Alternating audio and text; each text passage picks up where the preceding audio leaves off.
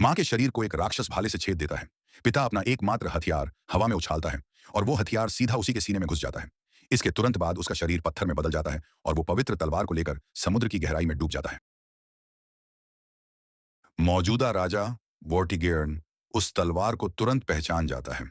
यह पिछले राजा ऊथर पेंड्रागन की राजा की तलवार है।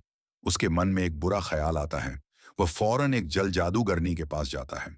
तब उसे पता चलता है कि राजा ऊथर का बेटा आर्थर अभी भी जिंदा है और अगर आर्थर ने यह तलवार निकाल ली तो पूरी दुनिया को पहले वारिस की असली पहचान पता चल जाएगी। इसलिए राजा तुरंत आदेश देता है कि राज्य के सभी नौजवान आकर तलवार निकालने की कोशिश कर। जिसे सच्चाई का पता नहीं, वो भी उस लाइन में खड़ा है। जल्दी निकलने के लिए वह लाइन तोड़कर सबसे पहले तलवार आजमाने जाता है।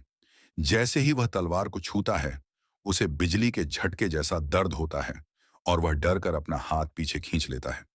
पास खड़ा एक सैनिक उसका मजाक उड़ाता है कि नहीं होता तो निकल ले। आर्थर उसकी बात को अनसुना कर अपने दोनों हाथों से तलवार को पकड़ लेता है। पत्थर में फंसी तलवार चमकने लगती है और जमीन कांपने लगती है। आर्थर जोर लगाता है और आर्थर तलवार की शक्ति को संभाल नहीं पाता और वहीं बेहोश हो जाता है। जब उसकी आंख खुलती है तो वह खुद को एक जेल में पाता है और सामने राजा वोर्टिगर्न बैठा है। आर्थर को आखिरकार अपने दर्दनाक अतीत का पता चलता है।